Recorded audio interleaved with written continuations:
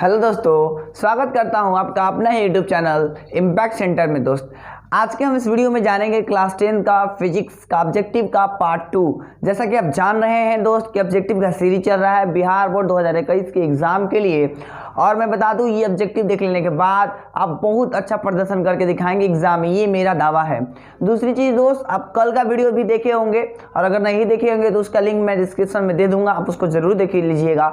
और साथ ही साथ एक कॉपी पर लिखना स्टार्ट करिए और एग्जाम देने के बाद मुझे खुशखबरी सुनाइए कि मेरा फिजिक्स में इतना आया, मैथमेटिक्स में इतना आया, तो मैं बहुत ज़्यादा खुशी हूँ, मतलब मुझे बहुत ज़्यादा खुशी होगी। तो चलिए आइए अब हम आज का कुछ ऑब्जेक्टिव्स देखेंगे और बहुत इंपॉर्टेंट है। तो दोस्त आइए अब हम पहला देखते हैं। पहला हमारा क्या बोला है कि परावर्तन के नियम से निर्धारित होता है, यानी आपको मैंने परावर्तन का नियम पढ़ाया है तो उसमें बताया था परावर्तन के नियम में कुछ चीज़ें क्या क्या बोल रहा है इन्होंने। पहले हम ऑप्शन देखते हैं फिर आंसर डिसाइड करेंगे। पहला में ऑप्शन बोला गया आपतन कोण जो होता है वो परावर्तन कोण के बराबर होता है। दूसरा परावर्तन कोण बराबर अपवर्तन कोण। चूंकि हम परावर्तन की बात कर रहे हैं इस कारण से ऑप्शन नंबर बी तो होगा नहीं क्योंकि उसमें अपवर्तन तो आता नहीं है।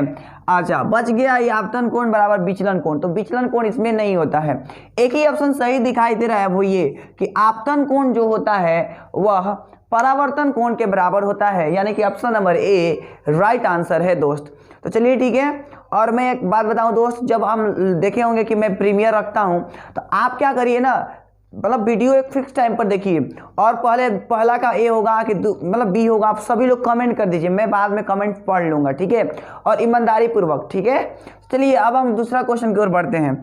दूसरा क्वेश्चन में बोला है दंत विशेषज्ञ, मतलब जो चिकित्सक होते हैं ना, जो डॉक्टर होते हैं, वो डॉक्टर दर्पण का मतलब कौन सा दर्पण का उपयोग करके मरीजों के दांतों का बड़ा प्रतिबिंब देखने के लिए करते हैं। मतलब कौन सा ऐसा दर्पण है जिसका उपयोग चिकित्सक यानी कि डॉक्टर दांतों को बड़ा करके देखने में करते हैं, तो ये हमें बताना है। ऑप्शन नंबर ए में दे रखा है समतल दर्पण, बी में अवतल दर्पण, सी में उत्तल दर्पण और डी में नॉन ऑफ दीज। तो आपको अच्छे से पता होगा। बहुत अच्छा दोस्त, अब तक का सबसे सुंदर जवाब ऑप्शन नंबर बी, यानी कि अवतल दर्पण एक ऐसा दर्पण है जिसका उपयोग डॉक्टर करते हैं दांतों को प्रतिबिंब को बड़ा करके देखने के लिए। क्लियर है। आगे हम बात करते हैं। अगला क्वेश्चन 2018 का है।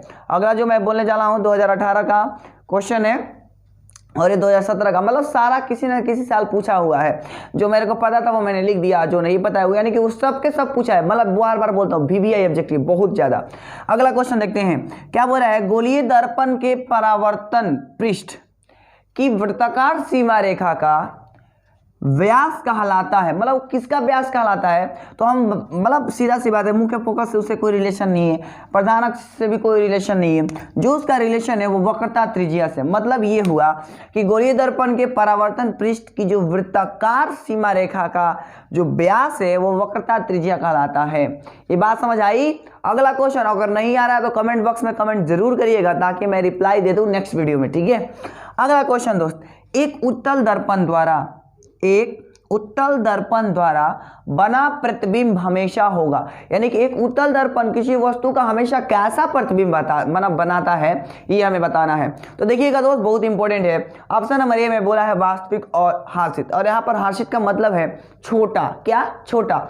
आप समझ कर मतलब आप सोच करके देखिए, क्या उत्तल दर्पण कभी भी काल्पनिक प्रतिबिंब बनाता है। आंसर है नो, यानी पहला गलत, ये भी गलत, बचा अब दो। तो काल्पनिक मतलब दूसरी चीज ये जो है ना उत्तल दर्पण कभी भी बड़ा प्रतिबिंब नहीं बनाता है, इसका मतलब ये भी गलत, यानी बचा कौन, ऑप्शन नंबर बी। यानी आज से लाइफ में याद रखिएगा कि उत्तल दर्पण द्वारा बना प्रतिबिंब हमेशा काल्पनिक और हासित होता है। मतलब कि क्या, तो आंसर है छोटा। तो उम्मीद है क्लियर हो गया होगा। मैं हट रहा हूं, इसका स्क्रीनशॉट ले लीजिएगा। ओके दोस्त, चलिए अब हम और कुछ ऑब्जेक्टिव्स देखते हैं। ओके, तब तक इसको उतार लीजिए जल्दी से। ओके दोस्त, आइए अब हम कुछ और ऑब्जेक्टिव देखते हैं। अगला क्वेश्चन क्या बोलता है समझिएगा। बोल रखा है कि ऐसा पदार्थ जिनसे होकर प्रकाश आसानी से पार कर जाता है कहे जाते हैं। मतलब एक ऐसा पदार्थ बताना है जिसमें अगर मतलब लाइट बढ़ा जाए तो उसमें आराम से मतलब आर पार जा सके, ऐसे पदार्थ का नाम क्या है। तो ऑप्शन में दे रखा है पारदर्शी, अपारदर्शी, पारभासी और नॉन ऑफ दीज।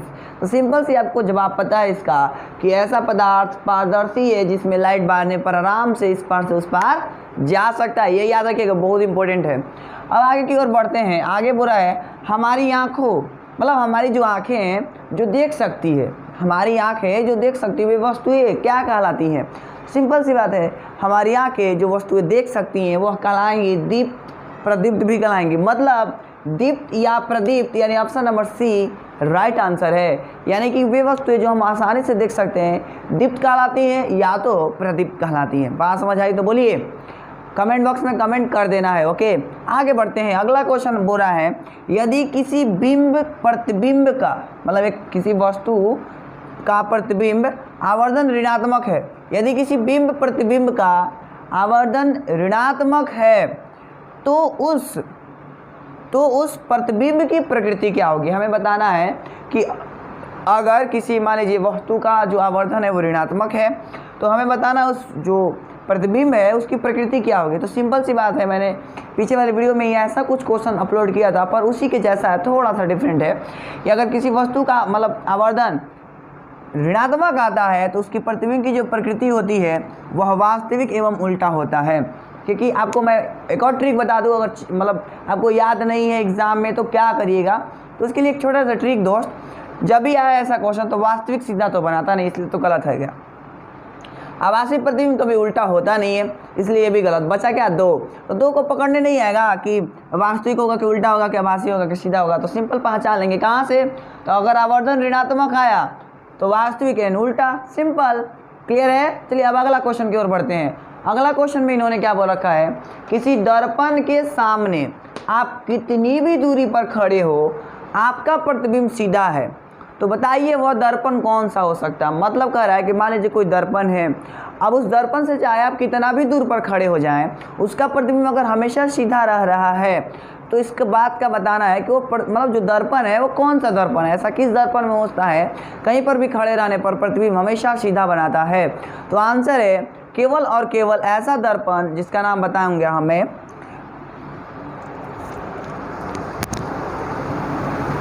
तो वह दर्पण का नाम क्या है दोस्त? आंसर है वह दर्पण का नाम है समतल दर्पण, क्योंकि काल्पनिक प्रतिबिंब बनाता है और काल्पनिक प्रतिबिंब हमेशा सीधा होता है, यानी ये तो होगा।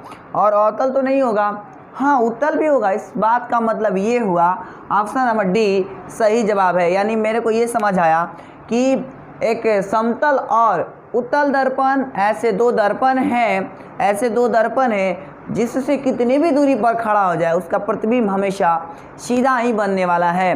तो उम्मीद है आपको ये समझ आया होगा। चलिए अब हम कुछ और ऑब्जेक्टिव देखेंगे, तब तक इसको उतार लीजिए, मैं हटाऊँ स्क्रीनशॉट भी ले लीजिएगा। ओके दोस्त, आइए अब हम कुछ और ऑब्जेक्टिव देखेंगे। और ये ऑब्जेक्टिव मतलब बार बार कहता हूँ दोस्त, हर एक ऑब्जेक्टिव बहुत इंपॉर्टेंट है और सारा का सारा बिहार बोर्ड से रिलेटेड है। जब आप एग्जाम देकर के आइएगा तो पक्का हैप्पी होकर के आइएगा। चलिए आगे बढ़ते हैं। अगला क्वेश्चन बोला है क्वेश्चन नंबर 9, किसी वस्तु का अवतल दर्पण द्वारा बना प्रतिबिंब आभासी सीधा तथा वस्तु से बड़ा पाया गया, मतलब बड़ा पाया गया लिख देता हूँ, बड़ा पाया गया, तो वस्तु की स्थिति कहाँ होनी चाहिए। यानी आपको मैंने सिखाया है प्रतिबिंब बनाना दोस्त। उससे पहले एक और बात बताना चाहता हूँ, आपके लिए मैं जैसा मेहनत कर रहा हूँ आप भी मेरे लिए करिए, मेरे लिए कम से कम पढ़िए और साथ ही साथ वीडियो को शेयर कर दीजिए, ताकि जो मैं मेहनत कर रहा हूँ, देखिए ना कैसे लिख रहा हूँ, एकदम थोड़ा अच्छा से लिख रहा हूँ, तो इसलिए क्योंकि आपको क्लीन दिखाई दे, है ना। तो आप ही पूरा हेल्प करिए वीडियो को शेयर करके, ठीक है दोस्त, बस यही चाहते हैं। और अगर चैनल पर नए आ रहे हैं लोग तो प्लीज़ चैनल को सब्सक्राइब कर दीजिए, ठीक है। और चलिए आगे बढ़ते हैं। तो हमें क्वेश्चन में क्या बोला है कि अवतल दर्पण द्वारा बना प्रतिबिंब आभासी है, सीधा है और बड़ा पाया गया, तो वस्तु कहाँ रखा जाए, मतलब रखा गया होगा, ये हमें बताना है। तो सिंपल सी बात है, वक्रता केंद्र पर तो हो नहीं सकता और वक्रता केंद्र से परे भी नहीं हो सकता है। तो एक ही जवाब सही है, वो ये है दर्पण के ध्रुव तथा मुख्य फोकस के बीच अगर वस्तु रखा जाए तो उसका प्रतिबिंब वस्तु से बड़ा, सीधा और काल्पनिक बनता है। ये मैंने पढ़ाया है और बता दूं यह बिहार बोर्ड का स्पेशल केस है, ये बिहार बोर्ड जरूर पूछता है। इसी क्वेश्चन को दूसरे टाइप से कैसे पूछता है वो मैं सिखाता हूँ। देखिए इसी क्वेश्चन को दूसरे टाइप से मैंने लिखा है यहाँ पर कि अवतल दर्पण में आवर्धित मतलब कि बड़ा काल्पनिक प्रतिबिंब बनाने के लिए वस्तु को कहाँ रखा जाता है मैं ये भी बताऊंगा, पर ये समझ लीजिए अवतल दर्पण में आवर्धित काल्पनिक प्रतिबिंब बनाने के लिए वस्तु को कहाँ रखा जाता है। तो सिंपल सी बात है, वक्रता केंद्र और फोकस के बीच। तो मैंने एक ही क्वेश्चन को दो टाइप से लिखा ताकि आपसे कोई भी क्वेश्चन गलती से भी गलती छूटे नहीं, इसलिए आप भी वीडियो को शेयर कर दीजिए ताकि सब लोग देखें, ठीक है। और पूरे बिहार में फैलाइए इसको, जितने भी दोस्त हैं बिहार में फैला दीजिए एकदम। चलिए अगला क्वेश्चन पढ़ते हैं। अगला क्वेश्चन में क्या बोला है, निम्न में से किस दर्पण द्वारा वास्तविक प्रतिबिंब मतलब प्राप्त होता है। ऐसा कौन सा दर्पण है जिसके द्वारा वास्तविक प्रतिबिंब हमें मिलता है। तो आंसर है वह दर्पण का नाम हमारा सिंपल सी बात है कि अवतल दर्पण होगा, क्योंकि उत्तल दर्पण द्वारा आभासी प्रतिबिंब मिलता नहीं है, ना तो समतल दर्पण के द्वारा, और नॉन ऑफ दिस तो होगा नहीं क्योंकि इधर अवतल दर्पण दिया है। तो कहने का मतलब सीधा सा है कि वह दर्पण अवतल दर्पण है जिससे कि वास्तविक प्रतिबिंब प्राप्त होता है, यानी ऑप्शन नंबर ए सही जवाब है। अगला क्वेश्चन देखते हैं दोस्त। उत्तल दर्पण द्वारा बना प्रतिबिंब होता है, यानी कि उत्तल दर्पण जब प्रतिबिंब बनाता है तो कैसा होता है, उसका नेचर ही हमें बताना है। ऑप्शन नंबर ए में दे रखा है हमेशा सीधा, हमेशा उल्टा, ए एंड बी और नॉन ऑफ दीज। तो सिंपल सी बात है कि मतलब उत्तल दर्पण कभी भी उल्टा प्रतिबिंब नहीं बनाता है। क्यों? क्योंकि हमेशा ये काल्पनिक प्रतिबिंब बनाता है और काल्पनिक प्रतिबिंब हमेशा सीधा होता है, इसलिए उत्तल दर्पण द्वारा बना प्रतिबिंब हमेशा सीधा होगा, यानी option number a is right answer for given this question. So आप इसको कॉपी कर लीजिए। अब हम कुछ और ऑब्जेक्टिव देखेंगे, इसको कॉपी कर लीजिएगा, मैं हट रहा हूँ, स्क्रीनशॉट ले लीजिए। ओके दोस्त, चलिए आइए अब हम और आगे बढ़ते हैं। अगला ऑब्जेक्टिव जो है ना वो आईएससी लेवल की बात है, यानी क्लास 12th का बात है, बट क्लास 10th में दे दिया है, इसलिए मैंने लिखा है क्योंकि ये 2017 का कंपार्टमेंटल में पूछा था, जो कि मैं बोल सकता हूँ कि नहीं देखते हैं कि जो इनका क्रॉस लग जाता है तो वो कंपार्टमेंटल का एग्जाम देते हैं, तो वही वाला में पूछा गया था, इसलिए मैंने उठा करके डाल दिया कि गलती से भी कोई क्वेश्चन छूटे ना, ऐसा मैं चाहता हूँ। तो चलिए आइए अगला क्वेश्चन देखते हैं। क्या बोला है, प्रकाश तरंग उदाहरण है। मैंने क्लास में बताया था दोस्त कि जो प्रकाश है वो एक तरंग का हो, मतलब तरंग की जैसा चलता है, ऐसे है ना, ऐसे चलता है, शॉर्टकट में समझाऊं अगर तो ऐसे चलता है, तो ये एक वेव होता है, यानी तरंग होता है। और कैसा तरंग होता है, तो आंसर है विद्युत चुंबकीय तरंग होता है, यानी आज से लाइफ में ये याद रख लीजिएगा कि जो प्रकाश है वो तरंग का उदाहरण है। और किस तरंग का उदाहरण है, तो आंसर है विद्युत चुंबकीय तरंग का उदाहरण है। क्लियर है। चलिए अगला क्वेश्चन देखते हैं। ये तो सबको याद होता है कि निर्वात में प्रकाश की चाल होती है, बट दोस्त आप कंफ्यूज ना करिए, इसलिए आप थोड़ा सा मेंटेन करना होगा यूनिट पर। यूनिट होता है, याद रखिएगा, मीटर पर सेकेंड। बाकी के जो कोई भी दिया गया होगा गलत होगा, जैसे ये सेंटीमीटर दे रखा है, ये मिलीमीटर दे रखा है, ये किलोमीटर दे रखा है, तो ये सारा का सारा गलत है, यानी ऑप्शन नंबर ये सही होगा, 3 × 10⁸ मीटर पर सेकेंड। क्लियर है। अगला क्वेश्चन देखते हैं। अगला क्वेश्चन है कि काल्पनिक प्रतिबिंब हमेशा डॉट डॉट होता है, यानी काल्पनिक प्रतिबिंब हमेशा क्या होता है ये हमें बताना है। काल्पनिक प्रतिबिंब हमेशा क्या होता है ये बात हमें बताना है। समझिएगा दोस्त क्या होता है, तो आंसर है सीधी सी बात है, उल्टा तो होता नहीं है काल्पनिक प्रतिबिंब, और ना तो तिरछा होता है।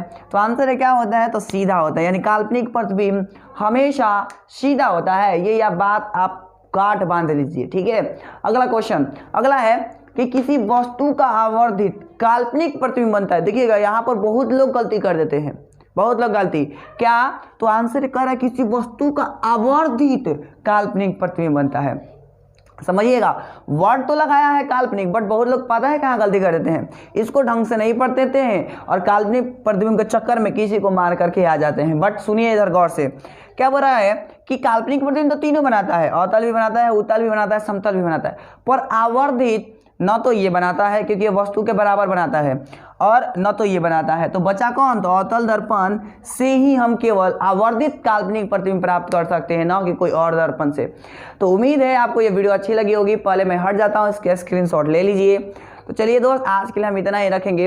मैं बार बार कहना चाहूँगा कि आप इस वीडियो को पूरा शेयर कीजिए, और अगर अच्छा लगा ये वीडियो तो लाइक कीजिए, कमेंट कीजिए, और ज़रूर कमेंट करिएगा।